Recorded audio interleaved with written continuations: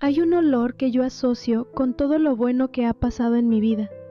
Es el olor de la mantequilla derritiéndose en una olla a fuego bajo, mezclándose con el azúcar y con la vainilla, llenando la cocina de algo que no tiene nombre exacto, pero que uno reconoce desde adentro, desde algún lugar del pecho donde viven las cosas que nos hacen sentir que estamos exactamente donde debemos estar. Ese olor fue lo primero que aprendí a amar en esta vida, mucho antes de entender nada sobre el dinero, ni sobre el dolor, ni sobre lo que cuesta levantarse cuando a uno lo han tumbado. Me llamo Flor, y les voy a contar algo que nunca pensé que iba a contar en voz alta. No porque me avergüence, sino porque durante mucho tiempo viví convencida de que las historias como la mía no le interesaban a nadie. Las historias de las mujeres que se levantan antes de que amanezca a encender el horno. Las historias de las que cargan sus cajas por la calle con el sol encima y los pies cansados y una sonrisa que no es de felicidad exactamente, sino de determinación, que es algo diferente, pero que desde afuera puede parecer lo mismo. Esa mañana me levanté a las 4:30 como siempre. Puse a calentar el horno, saqué la mantequilla que había dejado a temperatura ambiente desde la noche anterior y empecé a preparar la primera tanda del día, mientras la ciudad todavía dormía y la única luz encendida en el edificio era la mía. Tenía pedidos para entregar antes de las 8. Tenía que alcanzar los camiones antes de que se llenaran de otros vendedores. Tenía que hacer que ese día rindiera, porque ese día, como todos los días, el dinero que yo ganara iba a una cuenta mental que tenía trazada en la cabeza con la claridad de quien sabe exactamente para qué está trabajando. Luis tenía 7 años en ese entonces, y Luis necesitaba una operación que nosotros no podíamos pagar. Eso era lo que me levantaba a las 4:30. Eso era lo que me hacía encender el horno antes del amanecer. Eso era lo que me hacía sonreír cuando el sol me pegaba en la cara y las cajas pesaban y los pies protestaban.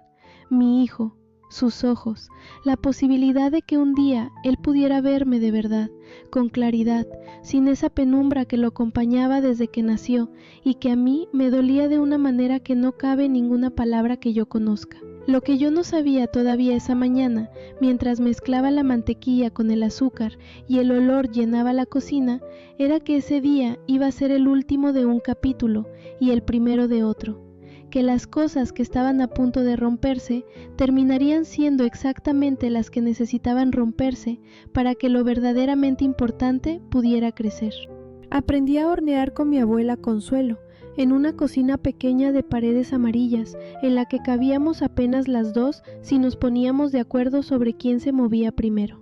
Mi abuela decía que la repostería no era cocina, sino conversación, que uno le hablaba a la masa y la masa respondía, y que si uno estaba apurado o enojado o con la cabeza en otro lado, el resultado lo delataba. Me enseñó a estar presente, a oler, a tocar, a saber cuando la mezcla estaba lista no por el reloj, sino por la textura, por el sonido, por algo que se aprende con los años y que no se puede explicar del todo con palabras. Cuando mi abuela murió, me dejó sus moldes, sus recetas escritas a mano en un cuaderno de espiral con la tapa despegada, y algo más importante que eso, la certeza de que yo podía hacer algo bueno con mis manos, que tenía un talento que era mío y que nadie me podía quitar. Luis nació con una condición en los ojos que los médicos explicaron con palabras largas que yo anoté en otro cuaderno para no olvidarlas, pero que en el fondo significaban una sola cosa, que mi hijo veía el mundo como a través de un vidrio empañado y que había una operación que podía cambiar eso, una operación que costaba lo que yo no tenía y que los seguros no cubrían completamente, y que el sistema público tenía en lista de espera por un tiempo que los médicos no sabían precisar, pero que podía ser años. Años. Mi hijo esperando años a ver con claridad. Eso no era una opción para mí. Ernesto y yo llevábamos 9 años casados cuando empezó esta historia. Trabajaba en una empresa de logística, en el área administrativa, con su escritorio y su computador, y sus reuniones, y su traje los días que había visita importante. No era mal hombre en el inicio, o al menos yo no lo vi así durante mucho tiempo. Pero había algo en Ernesto que fue creciendo con los años de una manera que yo fui notando despacio, como se nota cuando una pared empieza a humedecerse. Primero una mancha pequeña que uno dice que ya atenderá, y luego otra, y otra, hasta que un día uno mira la pared completa y entiende que el daño lleva tiempo siendo más grande de lo que parecía. Lo que crecía en Ernesto era la vergüenza. No de él mismo, de mí. Al principio era sutil, un comentario cuando yo llegaba con las cajas vacías después de una buena jornada.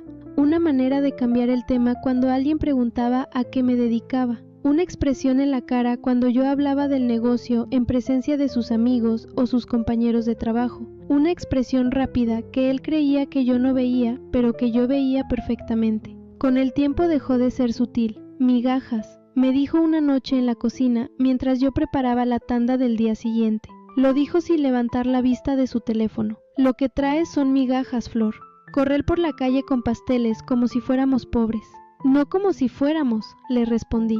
Estamos ajustados, hay una diferencia. Es lo mismo, dijo, y es humillante. Guardé silencio porque había aprendido que ciertas discusiones con Ernesto no tenían destino y solo me quitaban energía que necesitaba para otras cosas. Pero adentro guardé esa palabra, humillante. La guardé en ese lugar donde uno guarda las cosas que duelen de verdad, no para rumiarlas, sino para no olvidar exactamente de dónde vienen. El golpe más duro de esa época no fue una palabra, fue una acción. Yo tenía un frasco, uno de vidrio con tapa de rosca que había sido de mermelada y que guardaba detrás de los frascos de especias en el gabinete de la cocina porque era el lugar donde Ernesto nunca miraba. En ese frasco iba guardando lo que podía, semana a semana, billete a billete, con la disciplina de quien tiene un destino concreto para cada peso. Era el fondo de la operación de Luis. Lo había estado construyendo durante casi un año. Un martes llegué a casa después de una jornada larga y fui directamente al gabinete a guardar lo que había separado ese día. El frasco no estaba. Busqué detrás de los otros frascos. Revisé el gabinete completo.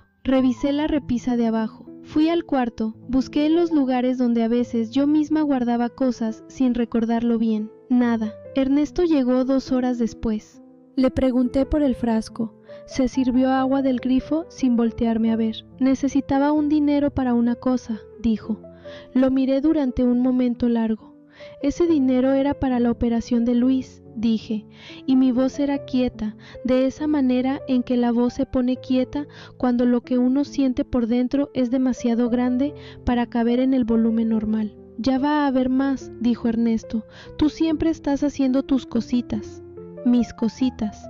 Me fui al cuarto de Luis. Estaba dormido, con su respiración de niño tranquilo, con la mano abierta sobre la almohada. Me senté en el borde de la cama sin encender la luz y me quedé un rato escuchándolo respirar en la oscuridad. No lloré esa noche. Lo decidí. Decidí que ese dolor no se iba a quedar en las lágrimas, sino en el movimiento, que cada peso que Ernesto me había quitado lo iba a recuperar con trabajo y lo iba a multiplicar, y que cuando llegara el día de pagar esa operación iba a llegar con todo lo que necesitaba y sin deberle nada a nadie que no se lo mereciera. Pilar me llamó al día siguiente como si lo supiera, que con Pilar esas cosas pasaban seguido, porque llevábamos más de 15 años de amistad y había desarrollado una especie de radar para cuando yo estaba en el piso, aunque no lo dijera. ¿Qué pasó?, me preguntó cuando contesté. Ernesto cogió el frasco. Silencio breve. ¿Todo? Todo. Otro silencio. Luego Pilar dijo, ven este fin de semana. Trae a Luis, hablamos. Pilar era de esas personas que cuando dicen hablamos, no quieren decir que se van a quedar en las palabras, quieren decir que van a pensar junto con uno y van a llegar a algún lugar concreto antes de que termine el café.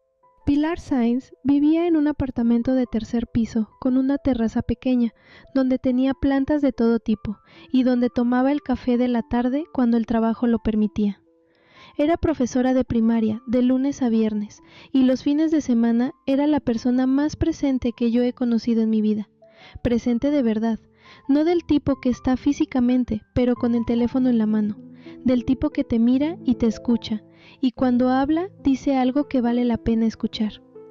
Ese fin de semana fui con Luis. Él adoraba a Pilar, porque Pilar le leía en voz alta con las voces de los personajes y le enseñaba los nombres de las plantas de la terraza en latín, aunque él todavía no supiera leer. Luis se quedó dormido en el sofá después del almuerzo, y Pilar y yo nos sentamos en la terraza con el café. Le conté todo, el frasco, el dinero, las palabras de Ernesto, la cara que ponía cuando yo hablaba del negocio. Pilar escuchó sin interrumpir, que era una de las cosas que yo más valoraba de ella. Cuando terminé, se quedó un momento mirando sus plantas. ¿Cuántos pedidos podrías atender si tuvieras más tiempo y más gente que te ayudara a distribuir?, preguntó. Lo pensé. El doble de lo que hago ahora. Fácil, dije. El problema es que sola solo llego a ciertos puntos, y en los camiones ya hay días que se me acaba todo antes del mediodía. Eso no es un problema, dijo Pilar. Eso es una señal. Me miró. Flor, tienes que poner esto en redes. La gente compra con los ojos primero, y tú haces unas cosas que entran por los ojos antes de entrar por la boca. No sé nada de eso, dije. Yo tampoco sé mucho, dijo, pero sé grabar un video y sé subirlo, y tengo sobrinas que saben todo lo demás. Así empezó.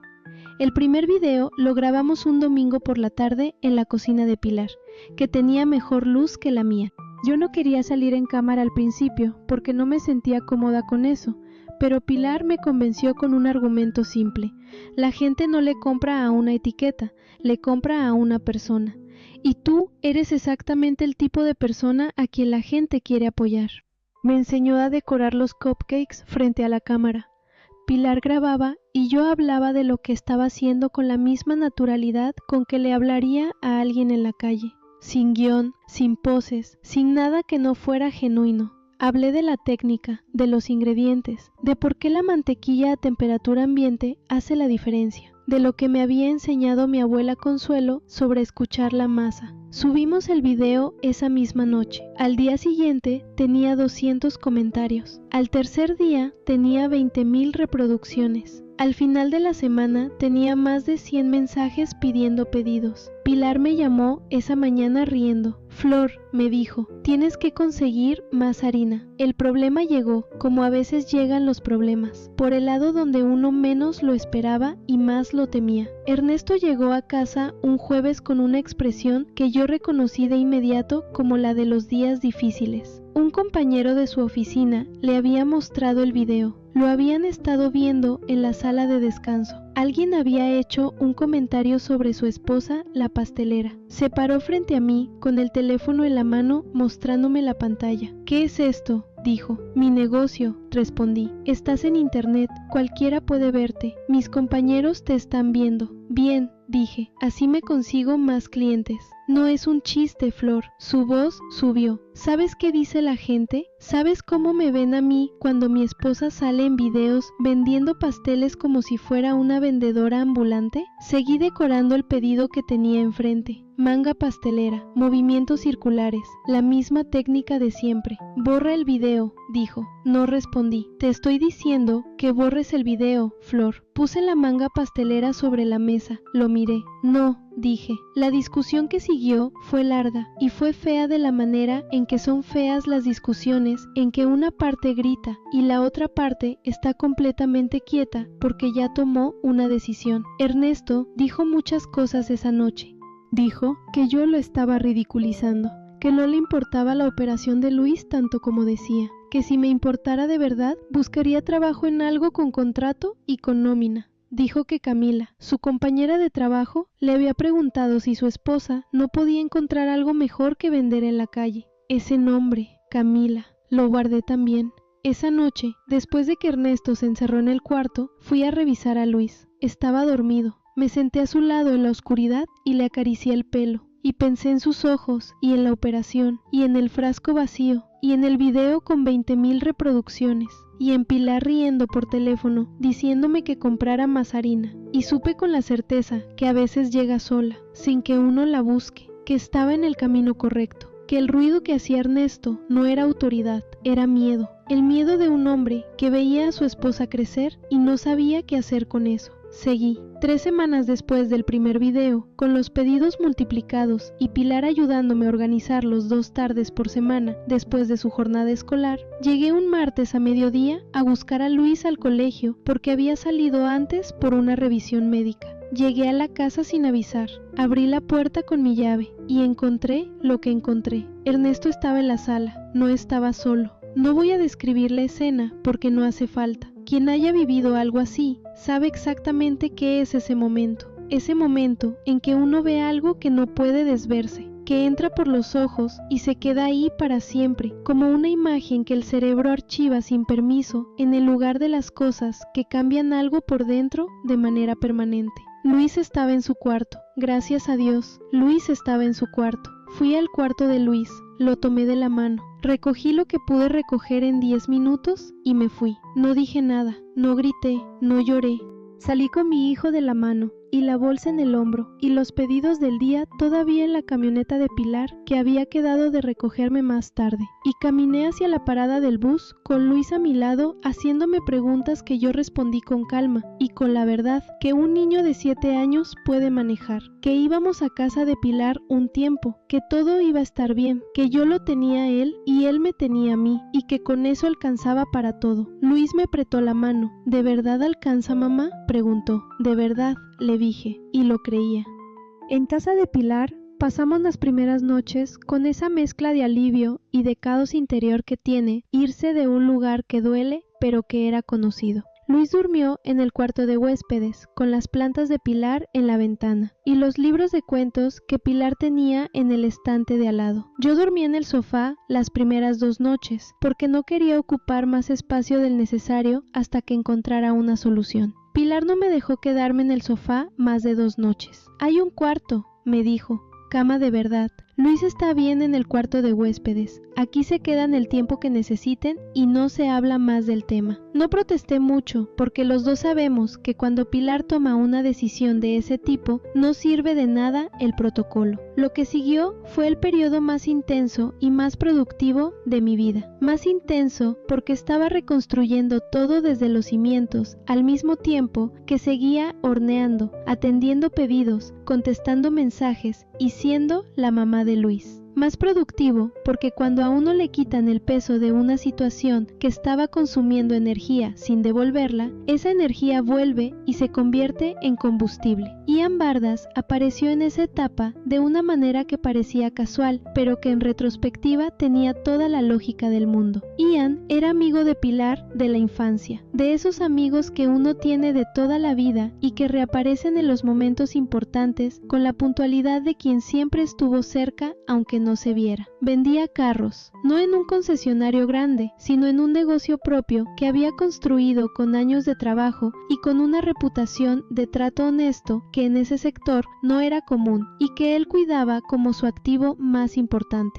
Lo conocí una tarde en la terraza de Pilar cuando fue a tomar el café del domingo. Era un hombre de unos 40 años, tranquilo, con una manera de escuchar que me recordó a Pilar en eso de estar presente de verdad. Pilar le había contado algo de mi situación, no todo, lo suficiente.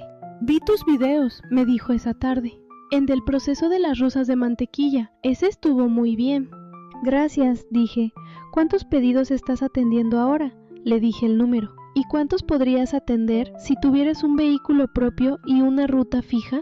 Lo pensé con honestidad. 3 veces más, quizás 4, dije. El problema es que dependo de transporte de terceros para la distribución y eso me limita los horarios y los puntos. Ian asintió. ¿Has pensado en una camioneta adaptada? He pensado en muchas cosas que no puedo pagar todavía, dije, con más franqueza que amargura. El banco te negó el crédito por historial, dijo. No era pregunta. Pilar le había contado. Sin nómina y sin historial, ninguno me recibe, confirmé. Ian se quedó un momento mirando su café. Yo tengo una camioneta en el lote que llevaría tiempo que no vendo porque necesita un par de arreglos menores que el dueño anterior no quiso hacer. La puedo dejar lista y tengo una relación con una cooperativa de crédito que trabaja diferente a los bancos, que evalúa el proyecto y el flujo de caja, no solo los papeles. Me miró. Si me dejas revisar tus números y armar una propuesta, creo que hay posibilidades reales. Lo miré, no con desconfianza exactamente, sino con esa precaución que uno aprende cuando ha confiado en las personas equivocadas. ¿Por qué harías eso?, le pregunté. Ian no dudó, porque conozco a Pilar desde que teníamos 10 años, y Pilar dice que eres la persona más trabajadora que conoce, y porque llevo 20 años en negocios y sé distinguir cuando alguien tiene algo real de cuando alguien solo tiene ganas. Hizo una pausa. Tú tienes algo real. Me tomé unos días para pensarlo. Los mismos días los usé para ordenar mis números con la rigurosidad que nunca había aplicado porque nunca había tenido que presentarlos a nadie. Ingresos por pedido, costos de insumos, tiempos de producción, capacidad instalada actual versus capacidad proyectada con mejor distribución. Lo hice en un cuaderno primero y luego Pilar me ayudó a pasarlo a una hoja de cálculo.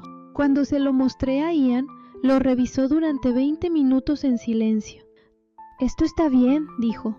Está muy bien, de hecho. ¿Tú sabías que tienes un margen de ganancia por encima del promedio del sector? Sabía que me alcanzaba para seguir, dije. Te alcanza para crecer, me corrigió. Eso es distinto. La cooperativa aprobó el crédito 3 semanas después. La camioneta quedó lista con los ajustes que Ian había dicho. Era blanca, con espacio en la parte trasera perfecta para cajas. Y cuando la recibí, me quedé parada frente a ella durante un momento que no supe cuánto duró, pensando en el frasco vacío detrás de los especieros, y en los 4:30 de la mañana, y en Luis preguntándome si de verdad alcanzaba. Alcanzaba. Pero lo que vino después fue algo que ninguno de los que estábamos en esa cocina el día del primer video hubiéramos podido imaginar con la precisión que ocurrió. Ian me preguntó un martes si conocía la cadena hotelera Amanecer. La conocía de nombre. Era una cadena de hoteles de gama media alta, con presencia en varias ciudades, conocida por cuidar los detalles de la experiencia del huésped. Tengo un cliente que es gerente de compras de Amanecer, me dijo Ian. Le hablé de ti, le mostré los videos, le mandé el catálogo que Pilar y tú armaron. Una pausa. Quiere una reunión. Me quedé mirándolo. Ian, dije, tráete muestras, me dijo, de todo lo que puedas traer, las mejores presentaciones que tengas. La reunión fue un jueves por la mañana en las oficinas de Amanecer. Fui con Pilar porque ella era quien me había enseñado a grabar el video y me parecía justo que estuviera ahí. Llevé 3 cajas de muestras, cupcakes de distintos sabores con decoraciones que había preparado esa madrugada, pasteles individuales en presentación para buffet y una bandeja de petit fours que había estado ensayando durante semanas para una ocasión que todavía no sabía cuál era, pero que mi instinto me decía que iba a llegar. El gerente de compras se llamaba Roberto Medina.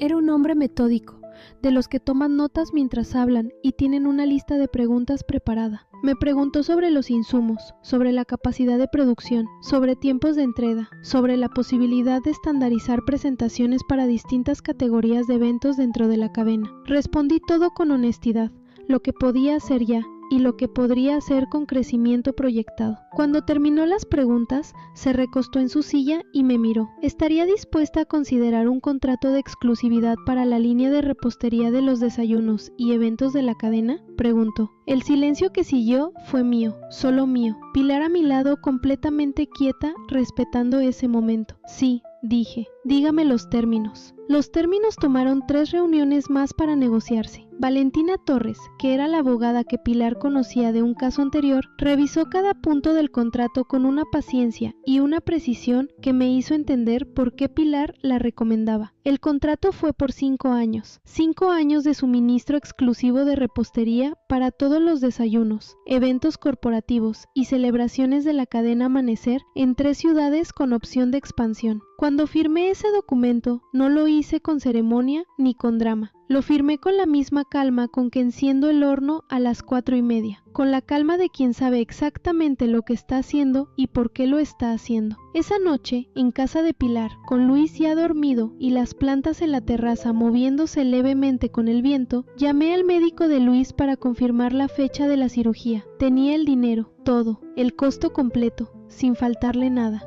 La cirugía de Luis fue un miércoles de abril. Me levanté a las 4 de la mañana, no porque tuviera que hornear, sino porque no pude dormir. Me quedé sentada en la cocina de Pilar con las manos alrededor de una taza de agua caliente, porque el café me lo habían prohibido esa noche por los nervios. y esperé que amaneciera pensando en Luis y en mis manos y en el olor de la mantequilla y en todo lo que había ocurrido entre el frasco vacío y ese miércoles de abril. Pilar se levantó a las 5 sin que nadie la llamara, como siempre hacía cuando había algo importante, y se sentó al otro lado de la mesa sin decir nada durante un rato, solo acompañando, que es a veces lo más que se puede hacer y lo más que se necesita. Luis despertó con esa energía de los niños que todavía no procesan del todo la gravedad de las cosas y que por eso las viven con una ligereza que a los adultos nos salva. ¿Hoy es el día de los ojos?, me preguntó mientras desayunaba. Hoy es el día de los ojos, le confirmé. ¿Y después voy a ver bien? Eso es lo que vamos a descubrir, le dije, pero el doctor es muy bueno. Luis asintió con la seriedad de los 7 años y siguió con su cereal. Ian nos llevó al hospital porque tenía el carro más grande y porque así era Ian, presente en los momentos que importaban sin que nadie tuviera que pedírselo. La cirugía duró 4 horas y media. Me las pasé en la sala de espera con Pilar a mi lado, con Ian que iba y venía trayendo café que tampoco tomé, con el teléfono en la mano, contestando mensajes de personas que de alguna manera se habían enterado porque Pilar había puesto una historia en mis redes pidiendo buena energía y los seguidores, que ya eran muchos, respondieron con una cantidad de mensajes que me hizo entender algo que no había terminado de entender hasta ese momento. Que el negocio no era solo un negocio, era una comunidad. Había personas que me seguían porque les gustaban los pasteles y había personas que me seguían porque les gustaba lo que yo representaba, y la diferencia entre esas dos cosas era la diferencia entre una cliente y una aliada. El médico salió al final de las 4 horas y media con la expresión de quien trae buenas noticias y sabe que las buenas noticias merecen ser dadas con calma. Todo salió muy bien, dijo. Luis va a necesitar unos días de recuperación y cuidado con la luz, pero el resultado es exactamente el que esperábamos. Me levanté de la silla. No sé si Pilar me sostuvo o si me sostuve sola. Solo sé que me levanté y que el médico siguió hablando y que yo escuchaba, pero con una parte del oído, porque la otra parte estaba en otra parte completamente. En un lugar donde solo estábamos Luis y yo, y el olor de la mantequilla, y la voz de mi abuela Consuelo, diciéndome que la repostería es una conversación, y que si uno está presente, la masa responde. La primera vez que Luis abrió los ojos con claridad, 2 días después de la cirugía, estaba yo frente a él. Me miró. Me miró de una manera en que nunca me había podido mirar antes, con detalle, con esa precisión que el mundo tiene cuando uno puede verlo de verdad. Mamá, dijo, y en esa palabra había algo que yo no había escuchado antes de la misma manera, algo que tenía dentro la textura de lo que se ve por primera vez. No voy a intentar describir lo que sentí en ese momento, porque no hay palabras que alcancen, y prefiero no usar palabras pequeñas para cosas grandes. Solo diré que le apreté la mano, y que él me la apretó de vuelta, y que Pilar, que estaba en la puerta del cuarto, se dio vuelta a mirar el pasillo, porque ella también es de las personas que lloran sin querer que las vean. Lo que vino en el año siguiente ocurrió con la lógica tranquila de las cosas que están bien construidas y que solo necesitan tiempo para crecer. El contrato con Amanecer se cumplió con puntualidad y con una calidad que Roberto Medina reconoció públicamente en una reunión de proveedores, donde yo estaba presente por primera vez como empresaria con contrato y no como vendedora informal. Esa distinción la sentí físicamente en esa sala. Con las ganancias abrí la primera sucursal de Pasteles Flor, un local pequeño pero propio, en un barrio con tráfico, con vidriera, con mi nombre en letras sobre la puerta. Luego la segunda, luego la tercera, en otra ciudad, con una encargada que contraté y entrené con la misma paciencia con que mi abuela me había enseñado a mí. Al final del año, 5 sucursales. 5 puntos con mi nombre en la puerta y el olor de la mantequilla y la vainilla llenando el espacio de cada uno.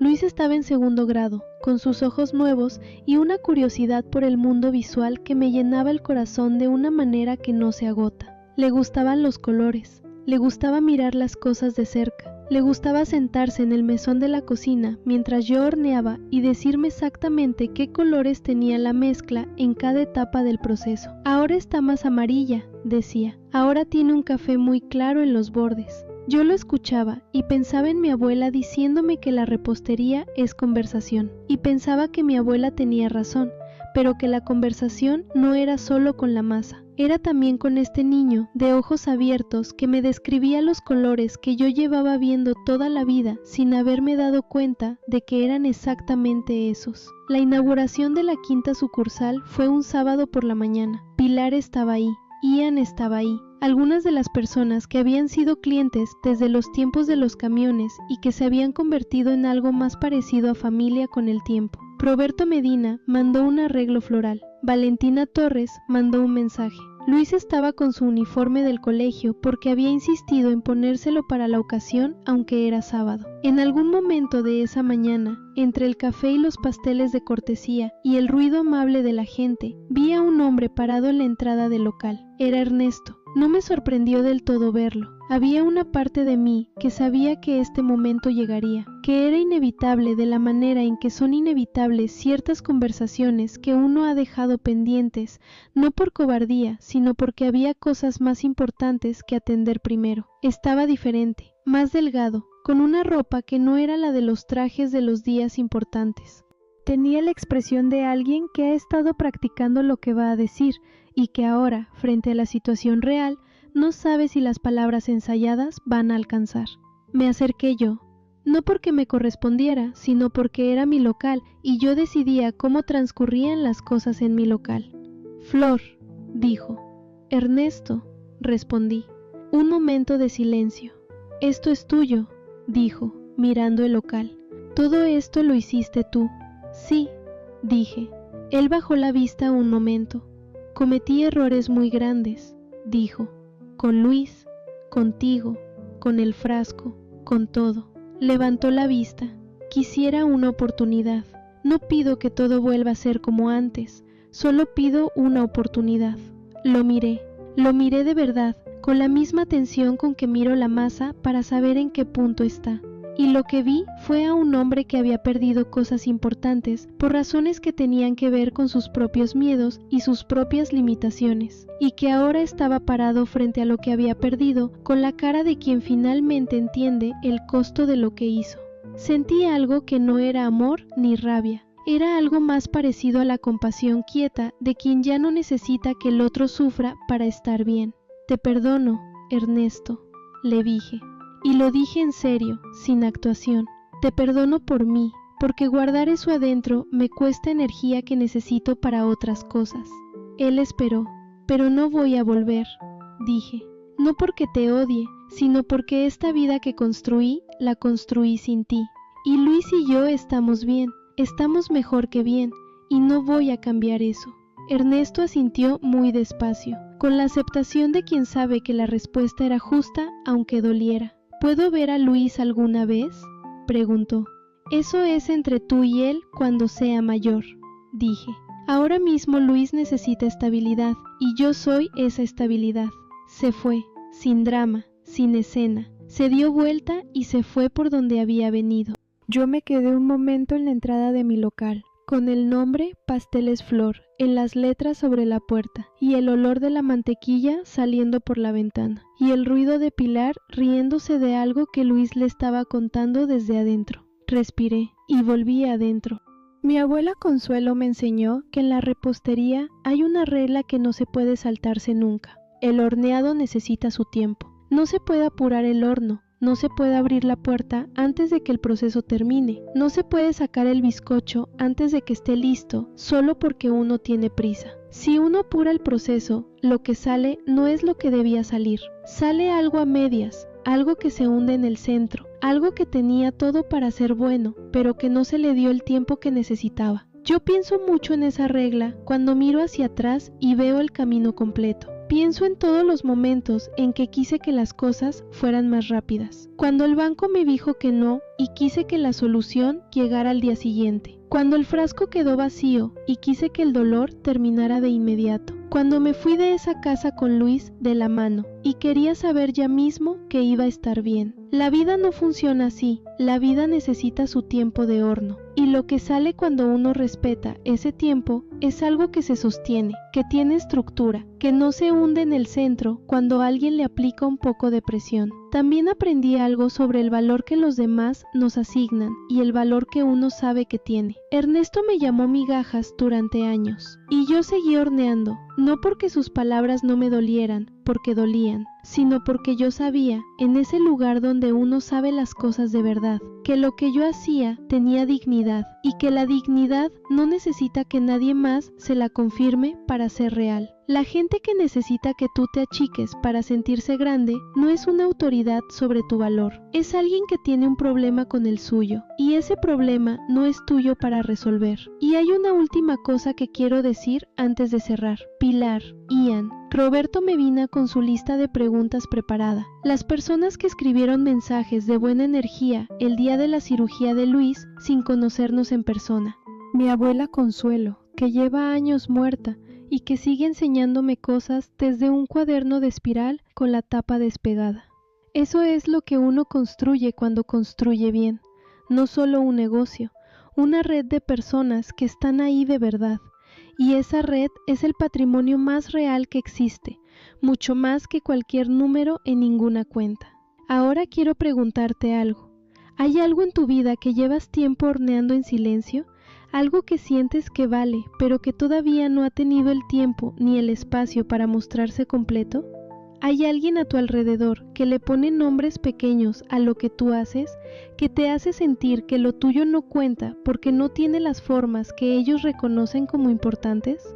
Quiero que pienses en eso, que lo pienses de verdad, porque lo que uno hace con las manos y con el corazón, aunque no venga con recibo de nómina ni con título enmarcado, puede ser exactamente lo que cambia la vida de uno y la de las personas que uno ama. Si esta historia te movió algo, si en algún momento reconociste a alguien que conoces o algo de tu propio camino, compártela. Mándasela a esa persona que está en el momento difícil, que tiene el frasco vacío y no sabe todavía que eso no es el final. A veces lo único que alguien necesita es saber que la historia puede cambiar y que el cambio empieza exactamente donde está uno parado. Cuéntame en los comentarios lo que quieras, tu historia, tu Pilar, tu Ian, tu abuela Consuelo, lo que sea que resonó. Estoy aquí y leo todo con atención. Y si todavía no te has suscrito al canal, este es el momento. Aquí las historias huelen a mantequilla y a esfuerzo real, y siempre terminan en el lugar donde tenían que terminar cuando uno no se rinde.